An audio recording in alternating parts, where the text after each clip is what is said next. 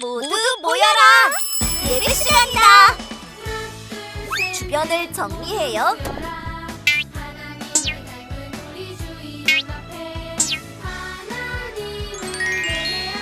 성경책을 준비해요. 헌금을 준비해요. 핸드폰을 꺼요. 바른 태도로 예배해요.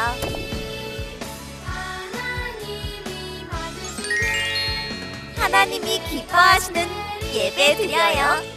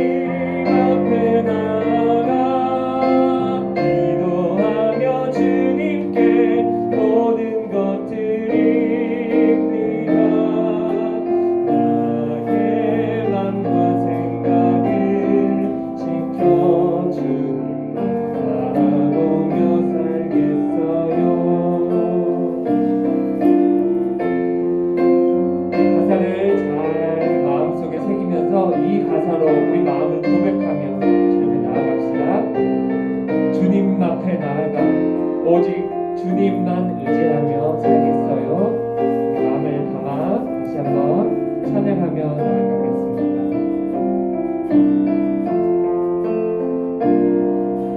내 안에 언제나 함께 하시는 하나님의 사랑은 나를 안으시고 보호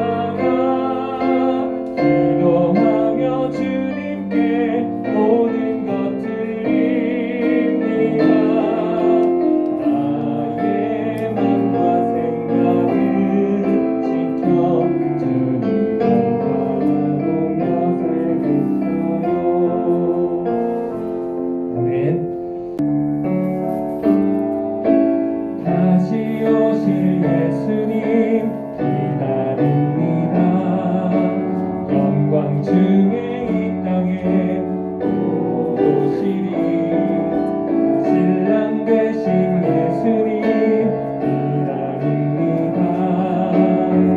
사랑하는 주님 만나리 정결하게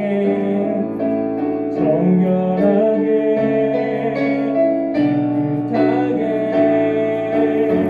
주님의 신부 되어서 정결하게 깨끗하게 기쁨으로 주님 만나 처음부터 다시 찬양합시다. 다시 오실 예수님 기다립니다. 영광 주의 이 땅에 오시리 신랑 되신 예수님 기다립니다. 사랑하는 주님 만나리 아멘. 정결하게 깨끗하게 주님의 신부 되어서 정결하게 깨끗하게 기쁨으로 주님 만나 정결하게 깨끗하게 정결하게 깨끗하게 주님의 신부 되어서 정결하게 깨끗하게 기쁨으로 주님 만나리 아멘. 다 같이 일어나서 사도신경으로 우리의 믿음을 고백하겠습니다. 나는 전능하신 아버지 하나님, 천지의 창조주를 믿습니다. 나는 그의 유일하신 아들, 우리 주 예수 그리스도를 믿습니다. 그는 성령으로 잉태되어 동정녀 마리아에게서 나시고 본디오 빌라도에게 고난을 받아 십자가에 못 박혀 죽으시고 장사된 지 사흘 만에 죽은 자 가운데서 다시 살아나셨으며 하늘에 오르시어 전능하신 아버지 하나님 우편에 앉아 계시다가 거기로부터 살아있는 자와 죽은 자를 심판하러 오십니다. 나는 성령을 믿으며 거룩한 공교회와 성도의 교제와 죄를 용서받는 것과 몸의 부활과 영생을 믿습니다. 아멘. 이 시간 하나님께 찬양하며 헌금하겠습니다.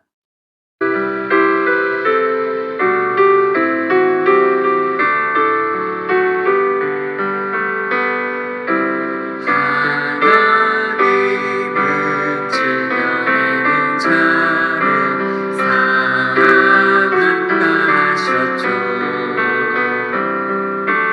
이 시간 작은 손을 모아 내 마음을 드립니다.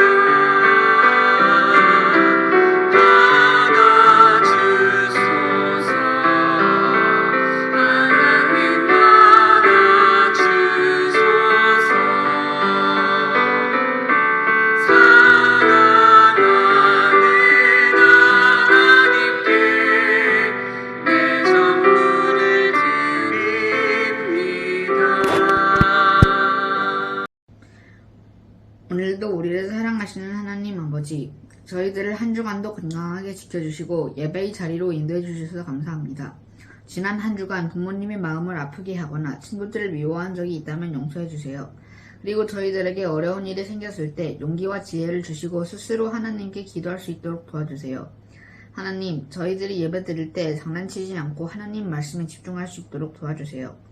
그리고 하나님께서 우리를 얼마나 사랑하시는지 더 잘할 수 있는 은혜의 예배가 되게 해주세요. 우리를 축복해 주시는 예수님의 이름으로 기도합니다. 아멘. 할렐루야, 유초등부 친구들 환영합니다. 유초등부 주일 예배는 1부 10시, 2부는 11시 40분에 예배를 드립니다. 우리 다음 주 대표 기도는 연합 예배예요. 그래서 김건 어린이가 대표 기도 순서입니다. 미리 준비해 주세요. 크리스마스 파티 신청자를 받습니다.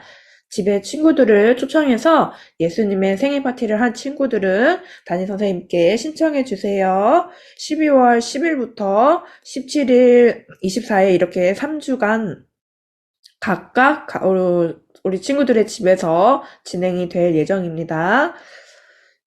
이제 내일이죠. 11월 14일에 오륜교회에서 진행하는 어린이 단위의 기도회에 담임 목사님께서 강사로 말씀 전하십니다.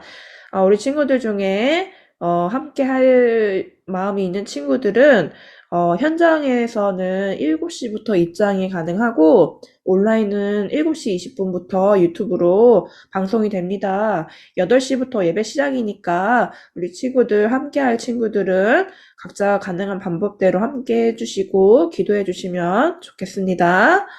그리고 오늘 오후 예배 후에 우리 생일 파티가 있어요. 10월부터 12월 생일 맞은 친구들 모두 축하합니다.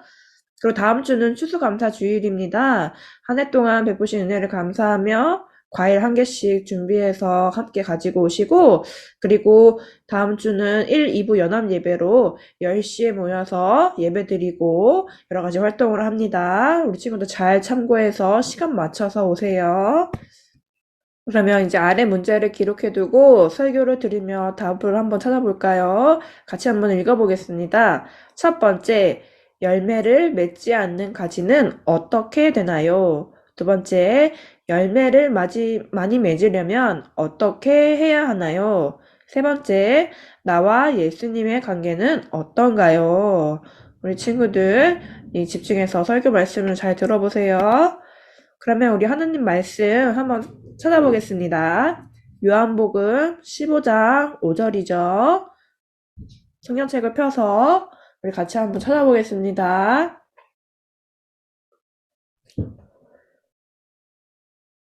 우리 다 찾았으면 같이 한번 읽어보겠습니다. 살아계신 하나님의 말씀, 요한복음 15장 5절 말씀. 나는 포도나무요, 너희는 가지라. 그가 내 안에, 내가 그 안에 거하면 사람이 열매를 많이 맺나니 나를 떠나서는 너희가 아무것도 할 수 없음이라. 요한복음 15장 5절 말씀. 아멘. 우리 세 번역으로도 같이 한번 읽어볼까요? 살아계신 하나님의 말씀. 요한복음 15장 5절 말씀. 나는 포도나무요, 너희는 가지이다. 사람이 내 안에 머물러 있고 내가 그 안에 머물러 있으면 그는 많은 열매를 맺는다. 너희는 나를 떠나서는 아무것도 할 수 없다. 요한복음 15장 5절 말씀. 아멘. 우리 이 시간 박교 목사님께서 열매를 맺으려면 이라는 주제로 말씀 전해 주시겠습니다. 반가. 한 주간도 잘 지내셨죠? 어제 감따기 행사를 했는데 어제 참석한 친구들은 굉장히 의미 있는 시간을 가졌을 거예요. 그죠? 그리고 단감도 집에 가져갈 수 있었고 그래요. 오늘은 감따기 행사에서 얻은 교훈 같은 것을 하나님의 말씀에서 찾아볼 거예요. 예, 열매 맺는 삶. 어떻게 열매를 맺을 수 있을까요? 예수님께서 우리 죄를 없애기 위해서 이 세상에 오셔서 3년 반을 사시면서 하나님의 아들이시고 또 우리의 죄를 위해서 오셨다고 하는 것을 증명하시도록 말씀도 해주시고 또 기적도 베풀어 주시고 병자들도 고쳐주셨죠. 그런데 이제 예수님께서 육체로 사시는 마지막 주간인데 이제 베다니에 계시다가 아침 일찍 베다니에서 아침을 차려주기 전에 아마 출발하셨어요. 왜냐하면 하실 일이 많으셨겠죠? 그렇지만 일찍이 출발해서 멀리서 입이 무성한 무화과나무를 보시고 혹시 그 나무에 열매가 있을까 하여 가까이 가서 보셨는데 잎사귀 밖에는 아무것도 없었다고 성경에 말하고 있어요. 와, 예수님 실망했겠죠? 예. 그런데 그것도 당연한 게 아직 무화과철이 아니었기 때문이라고 마가복음 11장 13절에서 이야기하고 있어요. 당연하죠. 때가 안 되면 열매를 맺을 수 없는 거잖아요. 그런데 이상해요. 예수님께서는 열매가 없다고 무화과 나무를 저주하신 거예요. 이제부터 영원히 네게서 열매를 따먹을 사람이 없을 것이다. 무슨 말이에요? 너 죽는다 그런 뜻이에요. 예, 그래서 제자들도 좀 놀랬겠죠. 그런데요, 예수님께서 이제 그 다음 날 또 예루살렘으로 돌아오는 길에 그 무화과 나무를 보신 거예요. 그래서 베드로가 너무 신기해가지고 예수님에게 이렇게 말했죠. 라삐님, 저거 좀 보십시오. 선생님이 저주하신 저 무화과 나무가 말라버렸습니다. 아직까지도 3년 반을 가르쳤는데도 불구하고 이 제자는 예수님이 어떤 분인 걸 아직도 모르나 봐요. 아니 글쎄 랍비라니요. 구원자이시고 주님이신데 언제는 그리스도라고 했다가 언제는 이제 다시금 랍비라 하다니. 그런데요, 목사님은 이 사건을 읽으면서 참 마음에 슬픔이 왔어요. 왜냐하면 왜 예수님은 그냥 아직 때가 안 되어서 열매를 못 맺었는데도 불구하고 열매 못 맺었다고 저주해버리고 그래서 이렇게 한 나무를 죽게 하셨을까? 예수님의 뜻을 이해하지 못했어요. 그래서 한 달 동안 그냥 예수님에게 섭섭해가지고 왜 그러셨지? 너무했어. 이렇게 생각을 했었거든요. 근데 하나님께서 저를 불쌍히 여기셔서 그 의미를 깨닫게 해주셨어요. 무화과 나무를 희생시키셔서 우리에게 교훈을 주시려고 했던 거예요. 무화과 나무를 희생시켜서 어떤 교훈을 주시려고 했을까요? 이 세상을 만드신 그 창조주 하나님은 언제든지 그 열매를 요구할 자격이 있으시기 때문에 피조물인 우리들은 창조주가 요구하는 때는 언제든지 드릴 수 있도록 열매를 준비하고 있어야 한다고 하는 교훈을 우리에게 알려주시려고 한 거예요. 창조주께서는 우리를 언제든지 데려가실 수가 있고 너 이 땅에 내가 보내줘서 사는 동안에 어떻게 살았느냐 하고 계산할 때가 있으시다는 거예요. 그러니까 우리는 흥청망청 사는 게 아니라 항상 내가 오늘이 마지막인 것처럼 언제 나를 주님께서 불러가실지 모른다. 그러니까 언제 불러가시더라도 하나님이 나를 이 땅에 보내주시는 동안에 하나님께서 원하시는 삶을 딱 살아드리는 것, 이게 지혜로운 거예요. 그죠? 그걸 가르치시려고 무화과 나무 하나를 희생시키신 거예요. 얼마나 감사해요. 내가 갑자기 죽어버리면 영문도 모르고 죽잖아요. 그죠? 그런데 이 성경에서는 이 무화과 나무를 희생시키셔서 하나님께서는 언제든지 우리를 데려갈 수 있는 자격이 있으시다. 그러니까 준비하라 하는 것을 가르쳐주고 계겠죠. 네, 얼마나 감사해요. 그래서 예수님께서는 이렇게 요한복음 15장 6절에서 이렇게 말씀하고 있죠.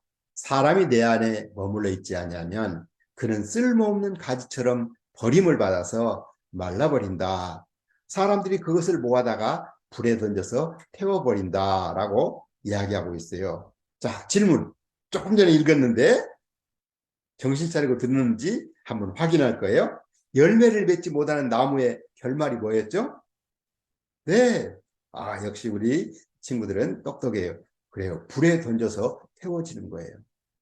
그래요. 우리는 이 세상을 어떻게 살아야 할지 오늘 지혜를 얻었을 거예요. 그죠? 네.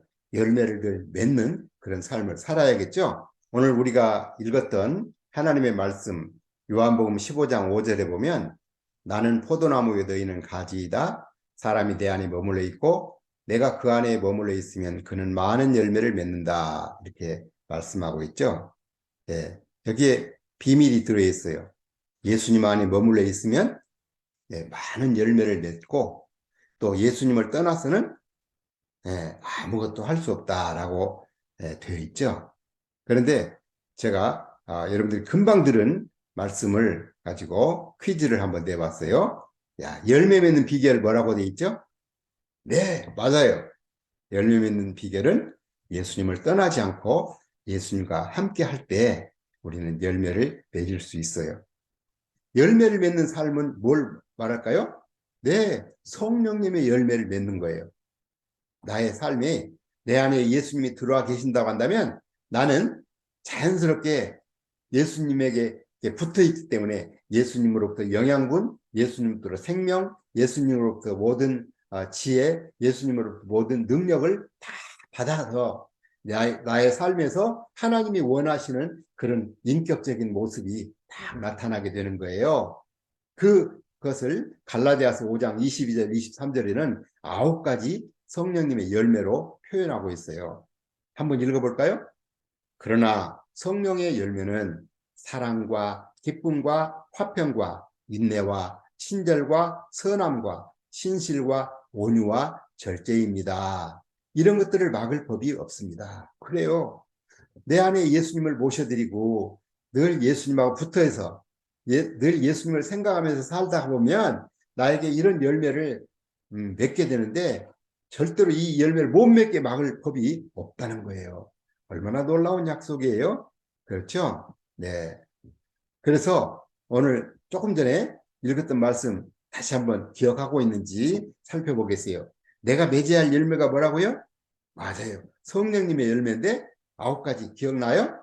예. 사랑, 기쁨, 화평, 인내, 친절, 선함, 신실, 온유, 절제 이렇게 9가지 열매를 맺는 거예요. 여러분에게서 이런 열매가 많이 맺히고 있나요? 사랑의 열매, 예.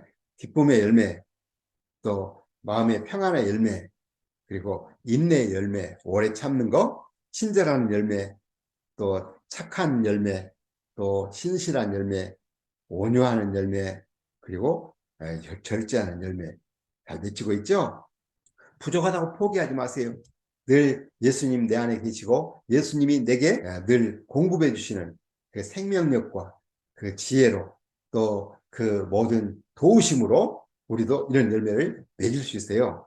자, 그렇게 열매 맺었던 교회사의 인물들을 몇 분만 소개하려고 그래요. 이미 여러분들에게 소개했던 분인데 복습하는 차원에서 한번 들어보세요. 먼저 지난번에 배웠던 마틴 루터. 예, 이 마틴 루터는 잘못 가르치고 있는 로마 캐톨릭에 대해서 어떻게 하든지 바로 잡아주고 싶은 그런 일이 생겼죠. 근데 그런 일을 섣불리 하다가는 붙잡혀서 죽게 된다는 그런 위험이 있었는데도 불구하고 하나님께 도움을 구하고 뭐가 생겼어요? 그래요. 용기가 생겼어요. 지혜가 생겼어요. 그래서 종교 개혁을 시작할 수 있도록 된 거예요. 그리고 이 D.L. 무디도 오래전에 배웠었죠. 예, D.L. 무디는 초등학교밖에 못 나왔지만 예수님 마음속에 모셔드리고 또 예수님께서 요구하시는 대로 나를 써주시겠다고 하는 그 약속에 따라서 자기의 생애를 예수님께 드렸죠. 그랬더니 예수님께서는 이 D.L. 무디를 놀랍게 사용하셔서 곳곳에 다니면서 하나님의 말씀을 전해서 수백만 명을 예수님께로 인도했던 그런 놀라운 분이죠. 하나님께서 초등학교밖에 못 나와도 이렇게 하나님이 함께 하시고 하나님이 써주시면 그렇게 되는 거예요. D.L. 무디가 잘한 게 뭐예요? 하나님께서 마음껏 쓰시라고 자기의 생애를 하나님께 드린 거, 헌신한 거였죠. 그리고 또 이 조지 뮬러는 또 어땠어요? 원래는 불량한 청소년기를 보냈었지만 그러나 예수님을 만난 후로 예수님을 전하기 위해서 늘 하나님의 말씀을 읽었죠.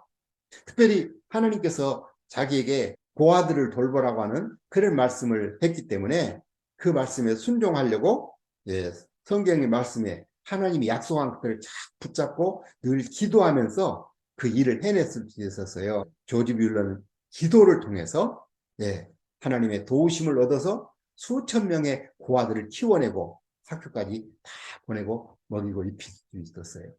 그래요. 여러분들은 이렇게 예수님으로부터 능력을 힘입고 지혜를 얻어서 우리는 이렇게 마틴 루터처럼 D.L. 무디처럼 조지 뮬러처럼 우리도 멋지게 살아낼 수가 있어요. 그리고 또 예수님께서 도와주신다고 하는 약속이 있었죠? 예, 기억나요? 예수님께서 우리를 도와주신대요. 뭘 도와주실까요? 네, 우리가 어려울 때, 문제가 있을 때, 힘들 때 도와주신대요. 네, 어떻게 도와주신다고 되어 있어요? 예, 히브리서 13장 6절에 보면 주님께서는 나를 도우시는 분이시니 내게는 두려움이 없다. 누가 감히 내게 손댈 수 있으랴. 얼마나 놀라운 약속이에요. 그래요. 우리가 괜히 예수님을 마음속에 모신 거 아니에요.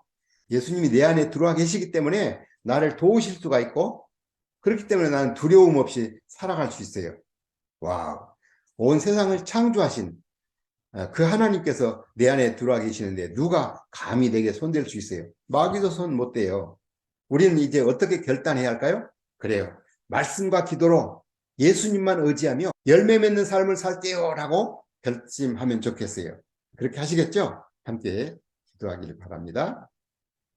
하나님께서 우리를 사랑해 주셔서 우리가 죄를 지어서 영원히 멸망받을 수밖에 없고 나쁜 열매를 맺고 또는 열매를 못 맺어서 하나님께서 기대하시는 삶을 살지 못할 수밖에 없었을 때 우리를 찾아오셔서 우리의 죄를 다 없애기 위해서 십자가에 박혀 죽으시고 또 살아나셔서 친히 우리 마음속에 들어오셔서 우리를 도와주실 수 있음을 인하여 감사합니다. 우리 모든 친구들이 다 예수님을 마음속에 모셔드려서 늘 예수님과 함께하고 예수님과 늘 붙어있는 그래서 예수님의 도우심을 늘 누리는 우리 친구들 되게 하여 주시옵소서. 이제는 주 예수 그리스도의 은혜와 아버지 하나님의 크신 사랑하심과 성령님의 감화하심, 인도하심을 교통하심이 이제부터는 예수님께서 자기의 삶을 드리고 예수님의 도우심을 늘 얻으면서 늘 열매를 맺는 삶을 살기를 원하는 모든 친구들 위해 그들의 장래 위에 지금부터 영원토록 함께 있을지어다. 아멘.